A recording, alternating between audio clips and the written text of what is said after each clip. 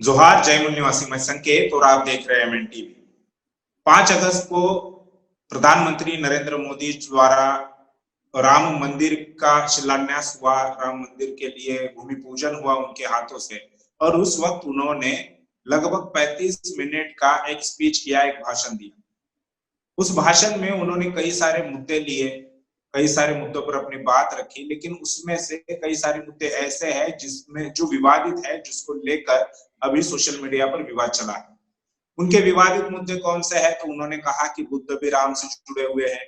उन्होंने कहा कि सदियों से अयोध्या ये जैन धर्मों का आस्था का केंद्र रहा है। उन्होंने कहा कि गुरु गोविंद सिंह जी ने खुद गोविंद रामायण लिखा।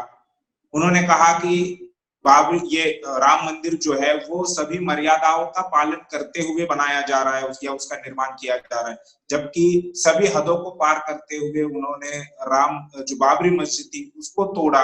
और उसके बाद प्रधानमंत्री आज ये कह रहे हैं कि हम मर्यादा में रहकर राम मंदिर का निर्माण कर रहे हैं। तो इन सभी बातों पर हम अलग अलग लोगों से बात करेंगे। अभी हमारे साथ खालसा लीग के नेशनल प्रेसिडेंट अमृत सिंह बल्लोवाल जी है, जो पंजाब से हमारे साथ जुड़े हुए हैं। हम उनसे प्रधानमंत्री नरेंद्र मोदी जी ने जो कहा कि ये गुरु गोविंद सिंह जी ने खुद ही गोविंद रामायण लिखा था, उस पर बात करेंगे। क्या वो सच है, उसमें कितनी सच्चाई है? अगर प्रधानमंत्री नरेंद्र मोदी द्वारा ऐसा झूठ प्रचार किया जा रहा है तो असलियत क्या है, उसके पीछे क्या सच्चाई है, ये हम उनसे जानना चाहेंगे। बल्लोवाल जी, सबसे पहले एमएन टीवी पर आपका स्वागत है। और सवाल मैंने आपके सामने रख दिया है कि प्रधानमंत्री ने जो 5 अगस्त को भाषण दिया उसमें कहा कि गोविंद रामायण का निर्माण या उसका उसका लिखान जो है वो गुरु गोविंद सिंह जी ने खुद किया है। क्या कहेंगे आप इस? जी, पहले तो मैं एमएन टीवी की सभी पूरी टीम का शुक्रिया करता हूं कि आपने इस अहम मसले के ऊपर हमारे विचार लेने के लिए हमें इस प्रोग्राम में शामिल किया है। जी और जो 5 अगस्त का प्रोग्राम नरेंद्र मोदी ने जिसकी प्रधानगी की है और अयोध्या में किया गया भूमि पूजन, जी और जो आपने सवाल रखा है गोविंद रामायण, तो मैं पहले ये बात आपको स्पष्ट कर देना चाहता हूं कि गोविंद रामायण नाम का कोई भी ग्रंथ गुरु गोविंद सिंह जी ने अपनी जिंदगी में नहीं लिखा। जी जो भी प्रधानमंत्री ने वहां पर कहा है वो बिल्कुल झूठ है। अगर ऐसा कोई ग्रंथ, हम चैलेंज करते हैं एमएन टीवी के माध्यम से और बहुत से मीडिया चैनल के माध्यम से, हमने प्रधानमंत्री नरेंद्र मोदी को और बीजेपी को ये चैलेंज किया है कि अगर आपके पास कोई ऐसा ग्रंथ है जिसके फैक्ट आप साबित कर सकते हो कि ये ग्रंथ वाकई ही गोविंद रामायण है और गुरु गोविंद सिंह जी द्वारा लिखा गया है, तो वो हमारे आगे पेश किया जाए। क्योंकि 550 साल से ऊपर हो गया सिख धर्म को बने हुए। जब गुरु नानक साहब ने सिख धर्म की स्थापना की थी, तब से लेकर अब तक हमको कोई भी ऐसा फैक्ट, कोई भी ऐसा ग्रंथ नहीं मिला जिसका नाम गोविंद रामायण हो और जो गुरु गोविंद सिंह जी ने लिखा हो। जहां तक गुरु गोविंद सिंह जी के बारे में ऐसी टिप्पणी करने की बात है, तो मैं ये स्पष्ट बता देना चाहता हूं कि नरेंद्र मोदी ने अपनी इस टिप्पणी के जरिए ये साबित करने की कोशिश की है कि गुरु गोविंद सिंह राम के भगत थे। यानी कि जो जी अयोध्या में इन्होंने राम का मंदिर बनाया है, दशरथ पुत्र राम का, गुरु गोविंद सिंह आराधना करते थे, गुरु गोविंद सिंह उनमें आस्था रखते थे, इसलिए उन्होंने गोविंद रामायण लिखी। जी तो पहला झूठ इनका आपको मैंने बता दिया कि गोविंद रामायण नाम का कोई भी ग्रंथ सिख धर्म में प्रचलित नहीं है और ना ही ऐसा कोई ग्रंथ गुरु गोविंद सिंह जी ने लिखा है। और जहां तक राम में आस्था की बात है, तो सिख लोग जो दुनिया में बसते हैं उनको नित्य दिया गया है। जैसे मुसलमानों को नमाज दी गई है 5 वक्त अदा करने के लिए, हमें नित्य की हुक्म किया गया है। सुबह और शाम को हम नित्य करते हैं, 5 बाणियां हैं। और जी इन नितनेम की बानियों में एक बानी है चौपई साहिब। शाम को रहराज साहिब जब हम जाप करते हैं तो चौपई साहिब में ये बानी आती है। उसमें ये पंक्ति आती है, पाए गए जब ते तुमरे, तब ते कहूं आंख तरे नहीं आन्यो। राम रहीम, ये मैं अंडरलाइन करना चाहता हूं। गुरु जी गोविंद सिंह जी लिखते हैं राम रहीम पुराण कुरान अनेक कहे मत एक न मानियो। मतलब राम और रहीम, पुराण और कुरान बहुत सारी बातें कहते हैं, लेकिन मैं उन बातों को नहीं मानता। ये गुरु जी गोविंद सिंह जी ने लिखा है। और इसी चौपाई साहिब में पंक्ति लिखी हुई है, मैं ना गणेश है प्रथम मनाऊं। मतलब मैं किसी भी काम की शुरुआत करने से पहले गणेश की आरती नहीं करता, उसमें विश्वास नहीं रखता। किशन बिशन कब हूं ना ध्याऊं, कि मैं किसी भी कृष्ण बिशन किसी भी ऐसे काल्पनिक पात्र की आराधना नहीं करता, उसके आगे प्रार्थना नहीं करता और उनमें आस्था नहीं रखता। जी तो जो गुरु गोविंद सिंह अपनी वाणी में एक क्लियर मैसेज दे रहे हैं कि हम ऐसे किसी भी राम के आस्था नहीं रखते। हाँ, गुरु ग्रंथ साहब में राम शब्द जो आया है बहुत दफा जिक्र हुआ है, लेकिन राम शब्द का दो अर्थ है गुरु ग्रंथ साहब में। जी बहुत संख्या में जो राम शब्द का जिक्र गुरु ग्रंथ साहब में किया गया है वो परमात्मा के लिए किया गया है, गॉड के लिए किया गया है। क्योंकि अगर आप भक्ति लहर को उठाकर देखेंगे, भक्त रविदास जी को देखेंगे, भक्त कबीर जी को देखेंगे, भक्त नामदेव जी को देखेंगे, तो वह अपने परमात्मा की आराधना करते हुए गॉड को, परमात्मा को राम कहकर संबोधित होते थे। तो उस राम शब्द को अयोध्या के दशरथ पुत्र राम से नहीं जोड़ा जा सकता। गुरु ग्रंथ साहब में जहां पर दशरथ पुत्र राम का जिक्र आया है वो तकरीबन 7 या 8 दफा है। तो वहां पर गुरु जी ने अपनी वाणी में क्लियरली लिखा है कि अब मैं दशरथ पुत्र राम की बात कर रहा हूं। दो तरह से गुरु ग्रंथ साहब में राम का जिक्र आया है, एक राम जो परमात्मा के लिए है, एक राम जो दशरथ पुत्र राम के लिए है। और दशरथ पुत्र राम का जहां पर जिक्र आया है वहां गुरु ग्रंथ साहब ने, गुरु जी ने बताया है कि दशरथ पुत्र राम परमात्मा का रूप नहीं हो सकता, क्योंकि जब दशरथ पुत्र राम की बीवी को रावण ने उठा लिया तो मायूस होके दशरथ पुत्र राम रोने लगे। और इसी तरह जब जंग में लक्ष्मण को घायल कर दिया गया रावण की सेना द्वारा, तब भी दशरथ पुत्र राम मायूस हुए और उन्होंने हनुमान कहा कि इसकी जान बचानी है, कैसे भी बचाई जाए। उन्होंने स्पष्ट संकेत दिया है कि जो राम होता है, जो भगवान होता है, जो भगवान का रूप होता है, उसे संसार के दुख और सुख से कोई फर्क नहीं पड़ता। लेकिन अगर दशरथ पुत्र राम को अपनी बीवी के खो जाने का दुख महसूस होता है, अपने भाई के घायल हो जाने का दुख महसूस होता है, तो मैं ये स्पष्टता से कहना चाहता हूं कि दशरथ पुत्र राम भगवान का रूप नहीं हो सकता। तो जी मैं यहाँ ये कहना चाहता हूँ कि जो सिख कौम लगातार डेली ये पढ़ती है कि हम राम रहीम में उनकी बातों में यकीन नहीं रखते, उनको जानबूझ के टारगेट किया जाता है। केवल यही नहीं, इससे पहले जब अयोध्या वर्डिक्ट आई थी, सुप्रीम कोर्ट के फैसले में भी ये जिक्र किया गया था कि अयोध्या में राम मंदिर बनना चाहिए, क्योंकि सिखों के गुरु गुरु नानक साहेब भी अयोध्या में राम मंदिर के दर्शन करने के लिए आए थे। वो बात भी बिल्कुल झूठ थी।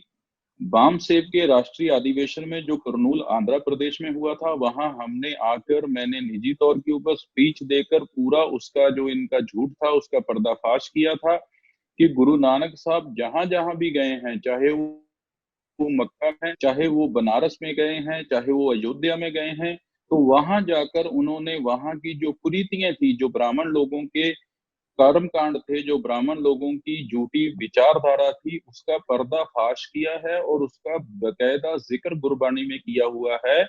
तो इससे ये अंदाजा नहीं लगाया जा सकता कि अगर गुरु नानक साहब अयोध्या गए थे तो वो राम में आस्था रखते थे। गुरु साहब राम में और हिंदू धर्म के इन ब्राह्मणवाद के मनुवाद में कोई आस्था नहीं रखते थे।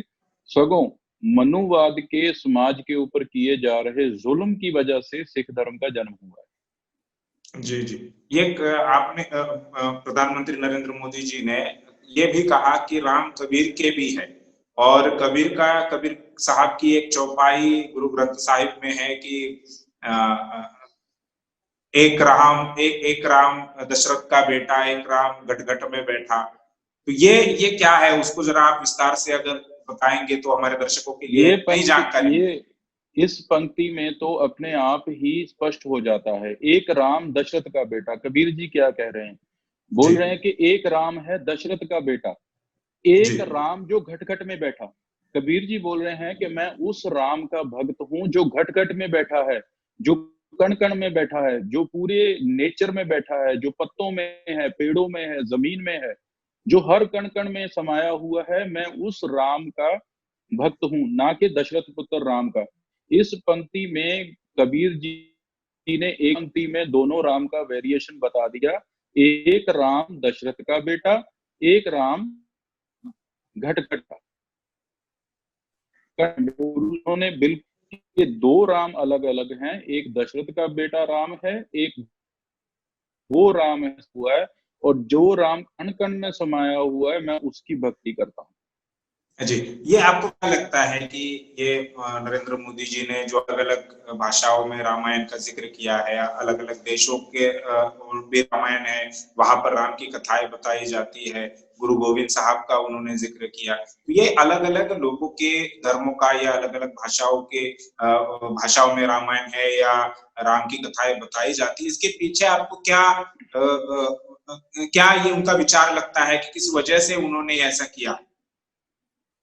देखिए, जो अभी देश का वातावरण बना हुआ है, जैसे अयोध्या में भूमि पूजन किया गया, राम मंदिर उसारा गया।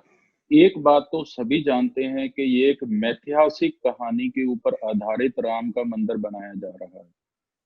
और सिख धर्म है, बुद्ध धर्म है, जब दूसरे जितने भी धर्म हैं, वो सब इतिहास के ऊपर खड़े हैं। उनका एक हिस्ट्री है, लेकिन इनका कोई हिस्ट्री नहीं है, ये मिथ्यास है। काल्पनिक कार्य इन्होंने बनाए हुए हैं, सब पात्र काल्पनिक हैं, घटनाएँ काल्पनिक हैं। तो अपनी बनाई हुई काल्पनिक घटनाओं और काल्पनिक पात्रों को सच साबित करने के लिए इन्होंने अलग-अलग धर्मों का हवाला देके अलग-अलग धर्मों को अपने धर्म में मर्ज करने का एक षड्यंत्र रचा है। क्योंकि इस समागम की एक और विशेषता मैं आपको बताना चाहता हूँ कि जी। इस समागम से पहले सिखों की पॉलिटिकल और रिलीजियस लीडरशिप को बाकायदा इन्विटेशन कार्ड राम मंदिर की वहाँ जो प्रबंधक कमेटी है, बोर्ड है, उनकी तरफ से जारी किए गए थे। जी, लेकिन एक भी सिख लीडर चाहे वो रिलीजियस हो, चाहे पॉलिटिकल हो, वो बात अलग है कि सिखों में अभी बहुत सी जथेबंदियां हैं, बहुत से दल बने हुए हैं, अलग-अलग दलों की अलग-अलग विचारधारा है। लेकिन राम मंदिर के भूमि पूजन के ऊपर पूरी सिख कौम ने एक साथ एकजुट होकर ये मैसेज दिया कि हम इस भूमि पूजन का हिस्सा नहीं बनेंगे, ना ये हमारे गुरु साहब की बताई हुई शिक्षा के अनुसार है और ना ही इसमें हमारी आस्था है। तो ये जी, बात होने के बाद जब कोई भी सिखों का लीडर वहाँ शामिल नहीं हुआ, तो एक आरएसएस का पेड एम्प्लॉयी जिसको ये ज्ञानी इकबाल सिंह बोलते हैं, जिसको 2005 में पटना साहिब की जत्थेदारी से भी हटा दिया गया था सिखों की तरफ से, वो आरएसएस के पहले भी समागमों में शामिल होता है, जबकि अकाल तख्त से सिखों का सबसे सर्वोच्च स्थान श्री अकाल तख्त है। जी। और श्री अकाल तख्त से हुक्मनामा जारी किया गया है कि आरएसएस के साथ कोई भी सिख संबंध नहीं रखेगा। आरएसएस के किसी भी समागम में कोई भी सिख शमूलियत नहीं करेगा। अगर आरएसएस के किसी भी कार्यक्रम में कोई सिख शामिल होता है, तो उसको सिख धर्म से निलंबित किया जाएगा। ये क्लियर हुक्मनामा है। तो इकबाल सिंह जो इनका आरएसएस का पेट आदमी है, उसको इन्होंने बुला के सिखों का रिप्रेजेंटेटिव बनाकर उसको ऐसा पेश किया कि ये सिखों का रिप्रेजेंटेटिव है। लेकिन आप सोशल मीडिया के ऊपर देख सकते हैं, प्रिंट मीडिया में देख सकते हैं, सभी सिखों ने, सभी सिख जथेबंदियों ने इकबाल सिंह को सिखों का प्रतिनिधि होने से नकार दिया है। और यहाँ तक कि आप सिख कौम का रोष और सिख कौम का प्रेशर देखिए कि अकाली दल और बीजेपी दोनों जी, सियासी संगठन है, राजनीतिक संगठन है। अकाली दल बीजेपी का सरकार भी रहा है, गवर्नमेंट रहा है, पंजाब में 10 साल तक इन्होंने राज किया है। अकाली दल के लीडर भी सिख कौम के रोष और सिख कौम के क्रोध के आगे इतना बेबस हो गए कि अकाली दल का एक भी लीडर अयोध्या भूमि पूजन में नहीं पहुंचा। लेकिन ये बात क्या उनको हाईलाइट न्योता ना था? हो जाए।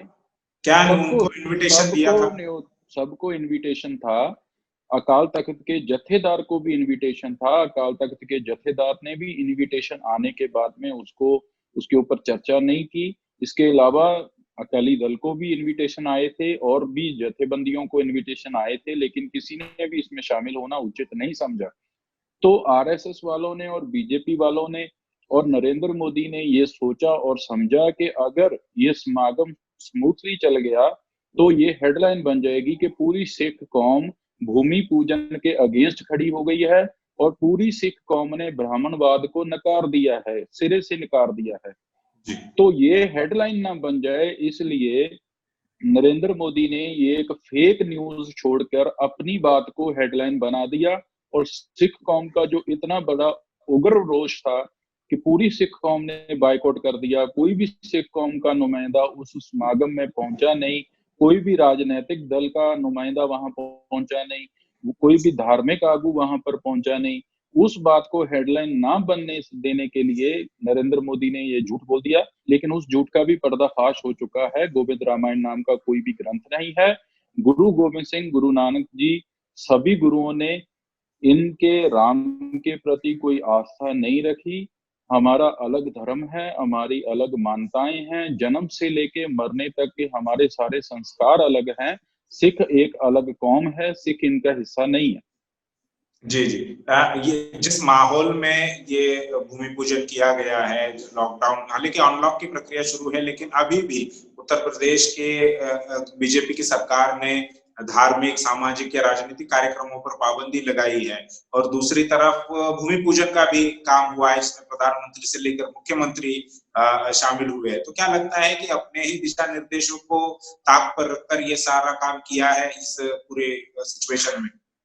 देखिए, इससे उचित समय इनको मिल नहीं सकता था। मैं तो ये बात कहना चाहता हूँ कि लॉकडाउन और कोरोना लॉकडाउन का जो इन्होंने बहाना बनाया, षड्यंत्र बनाया, इससे उचित समय इनको नहीं मिल सकता था।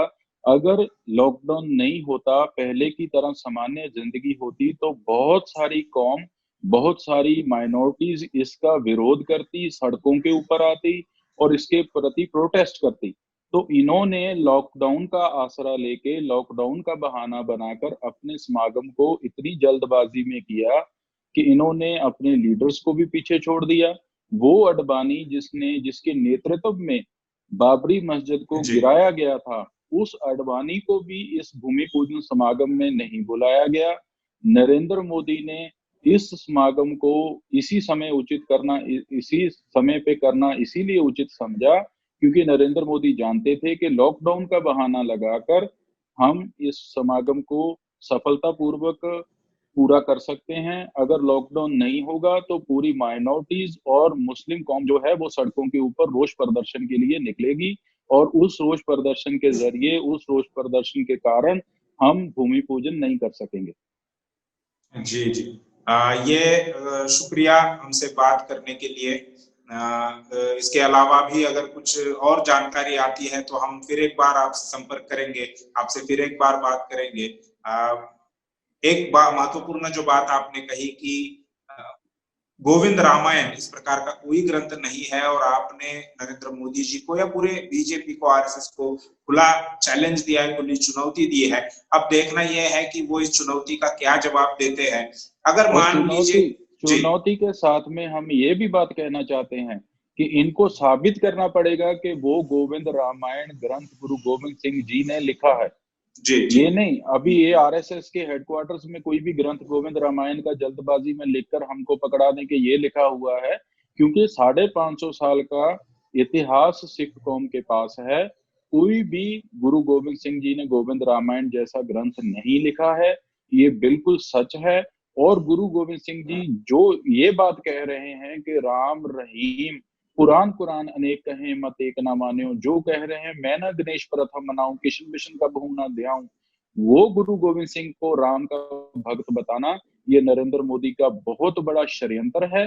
सिख कौम इसके प्रति रोष जाहिर करती है और पूरे मूल निवासियों को, देश के मूल निवासियों को मैं ये विनती करना चाहता हूं एमएन टीवी के जरिए कि आप बिल्कुल भी दुविधा में मत जाएं, बिल्कुल भी शंका में मत जाएं। सिख धर्म किसी भी तरह से मनुवाद का ना हिस्सा है, ना बनेगा, और सिख धर्म ही मनुवाद के खिलाफ सबसे बड़ी जंग में अपना खून पसीना बहाकर इस मनुवाद से इस देश को, इस समाज को मुक्त करेगा। जी, एक आपने जो जिक्र किया है उस पर एक मैं सवाल पूछना चाहता हूं कि अगर मान लो उन्होंने जल्दबाजी में, जैसा आप कह रहे हैं कि कोई एक ग्रंथ बना लिया और सिखों के हाथ में थमा दिया, तो उसका वेरिफिकेशन कैसे होगा? ये कैसे पता चलेगा कि ये गुरु गोविंद साहब ने लिखा है या नहीं है? उसका वेरिफिकेशन हमारे ऐतिहासिक स्रोतों से होएगा। हमारे पास स्कॉलर्स हैं, हमारा विद्वान है, हमारे पास गुरु ग्रंथ साहब की बानी है, गुरु साहब का इतिहास लिखा हुआ है, गुरु साहब के समकालीन भक्तों की बानी है, उनके समकालीन कवियों की बानी है।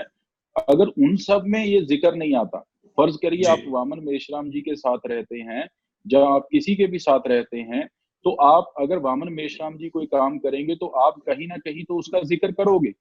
ना तो गुरु गोविंद सिंह जी ने अपने कथा में, क्योंकि गुरु गोविंद सिंह जी फर्स्ट ऐसे पर्सन हैं जिन्होंने अपनी आत्म कथा खुद लिखी है। आप जी, उनका बानी पढ़िए, उन्होंने लिखा, अब मैं अपनी कथा बखानो। उन्होंने वो इतने एनलाइटेड थे गुरु साहब, उनको पता था कि अगर उन्होंने अपनी कथा को खुद नहीं लिखा तो जो दूसरा आदमी उनकी कथा लिखेगा, हो सकता है वो उसमें मिल बांट करके गुरु साहब को राम का भक्त बताने की कोशिश करे। तो गुरु साहब ने बिल्कुल स्पष्टता से सारी चीज लिखी है। ये कोई भी ग्रंथ तैयार कर लें, किसी भी तरह की किताब तैयार कर लें, उसको सिख कौम कभी भी परवान नहीं करेगी, क्योंकि सिखों को ये रटाया हुआ है। सुबह और शाम हम 2 टाइम ये बात पढ़ते हैं नित्यनेम में कि हम राम के भक्त नहीं हैं, हम गणेश को नहीं मानते, कृष्ण को नहीं मानते, और ये बात से सिख कभी भी मुकर नहीं सकते। आरएसएस अपने षड्यंत्र चल रही है, लेकिन सिख कौम इनके प्रति सुचेत है। और मैं समझता हूं कि आरएसएस के मुंह के ऊपर इससे बड़ा तमाचा कोई हो नहीं सकता कि जिस सिखों को आप बोल रहे हैं, यहां से भी सिद्ध हो जाता है। ये बोल रहे हैं, नरेंद्र मोदी बोल रहे हैं कि गुरु गोविंद सिंह जी ने गोविंद रामायण लिखी थी। अगर जी, नरेंद्र मोदी की बात 10% भी सच है, तो अयोध्या के भूमि पूजन समागम में सिखों की शमूलियत क्यों नहीं हुई? अगर जी, गोविंद रामायण नाम का कोई ग्रंथ गुरु गोविंद सिंह ने लिखा था, तो सिखों को तो वहां जाना चाहिए था, सिख तो अपने आप वहां जाते। सिखों ने तो उस समागम का बायकॉट कर दिया, सिखों के तो जथेदारों ने भी उसका बायकॉट कर दिया, सिखों की राजनीतिक लीडरशिप ने भी उसका बायकॉट कर दिया, सभी दलों ने उसका बायकॉट कर दिया, केवल इसलिए क्योंकि सबको पता था कि अगर राम मंदिर के भूमि पूजन समागम में हम जाते हैं तो कौम हमारे खिलाफ हो जाएगी, और अगर कौम हमारे खिलाफ हो जाएगी तो हम अपनी कौम में गिर जाएंगे, उनकी नजरों में गिर जाएंगे और उनका नेतृत्व नहीं कर सकेंगे। जी, तो ये एक क्लियर एक मैसेज दिया है सिख कौम ने। जी, एक बात तो ये हो गई कि बीजेपी और आरएसएस के लोग सिख सिख लोगों को लुभाने के लिए या उनमें गलतफहमी फैलाने के लिए इस प्रकार का प्रचार कर रहे हैं। नरेंद्र मोदी जी ने 5 अगस्त को वो प्रचार किया है, लेकिन दूसरी तरफ कांग्रेस भी कहीं हमें पीछे रहती दिखाई नहीं दे रही है। प्रियंका गांधी ने ट्वीट किया कि कबीर के राम, यानी राम सबके है, कबीर के भी राम है। इस पर क्या कहें? जी देखिए, प्रियंका गांधी हो, नरेंद्र मोदी हो, कमल का फूल हो, जहाँ हाथ हो, सिखों के लिए सब एक जैसे हैं। क्योंकि जब अकाल तख्त साहब के ऊपर हमला हुआ था तो कांग्रेस ने किया था और बीजेपी ने सराहाया था। बीजेपी के अडवाणी और वाजपेयी ने कहा था कि ये बहुत अच्छी बात की है आपने, इंदिरा गांधी ने हमला किया था। तो प्रियंका गांधी ने गुरु ग्रंथ साहब को गोलियां मरवाई हैं। प्रियंका गांधी की दादी इंदिरा गांधी ने दरबार साहब के ऊपर टैंकों से हमला कर दिया। उसको क्या मालूम कबीर की बानी क्या कहती है? कबीर की बानी पढ़नी है तो गुरु घर में आओ, गुरु घर में आके माथा टेको, गुरु ग्रंथ साहब का अध्ययन करो, 6 महीने एकांतवश हो जाओ, 6 महीने एकांतवश होके गुरु ग्रंथ साहब को पढ़ो, गुरु ग्रंथ साहब को समझो, फिर आपको पता चलेगा कि कबीर जी क्या कहते थे। ऐसे ही कोई उठ के राजनीतिक लीडर अपनी राजनीतिक वोट बैंक बनाने के लिए ये मैसेज कर दे या ट्वीट कर दे कि कबीर भी राम को मानते थे। कबीर जी की तो फिलॉसफी ही राम के अगेंस्ट है। राम को मानने वालों ने कबीर जी के ऊपर सामाजिक तौर के ऊपर जुल्म किया, तभी तो कबीर जी उनके खिलाफ खड़े हुए। जी, अगर कबीर जी राम में आस्था रखते थे तो राम को मानने वालों ने कबीर जी को बार बार क्यों कहा कि आप नीच जाति के हो? क्यों कबीर जी की बानी इनके किसी भी ग्रंथ में दर्ज नहीं है? क्यों कबीर जी की बानी गुरु ग्रंथ साहब में दर्ज है? इसलिए दर्ज है कि कबीर जी के साथ इन्होंने सामाजिक तौर का व्यवहारण बहुत बुरा किया, और गुरु ग्रंथ साहब में एक भी ब्राह्मण की वाणी दर्ज नहीं है। यहां से भी आप अंदाजा ला लीजिए, ब्राह्मण के जी द्वारा जिनको शूद्र कहा गया, ब्राह्मण के द्वारा जिनको नीच जात के कहा गया, ब्राह्मण जिन्हें कहता था कि ये ना तो धार्मिक उपदेश सुन सकते हैं, ना ये धार्मिक उपदेश दे सकते हैं, उन सभी लोगों की वाणी गुरु ग्रंथ साहब में दर्ज है, लेकिन ब्राह्मण की वाणी गुरु ग्रंथ साहब में दर्ज नहीं है। तो गुरु साहब ने तो स्पष्ट संकेत दे दिया है कि हम ना ब्राह्मण के साथ है, ना ब्राह्मण की फिलॉसफी के साथ है, ब्राह्मण की आइडियोलॉजी के खिलाफ ही सिख धर्म का जन्म हुआ है। जी जी जी। तो शुक्रिया फिर एक बार आपका बल्लोवाल जी। ये थे खालसा लीग के नेशनल प्रेसिडेंट अमृत सिंह बल्लोवाल जी, जिन्होंने प्रधानमंत्री नरेंद्र मोदी का जो बड़ा झूठ उन्होंने 5 अगस्त को कहा उसको पकड़ा और उसको चैलेंज दिया है। प्रधानमंत्री ये साबित करे कि गुरु गोविंद साहब ने गोविंद रामायण ये किताब लिखी है, अगर लिखी है तो हमारे सामने लाए। फिर एक बार उनका शुक्रिया अदा करते हैं और यहीं पर रुकते हैं। आप देखते रहिए MN टीवी। धन्यवाद।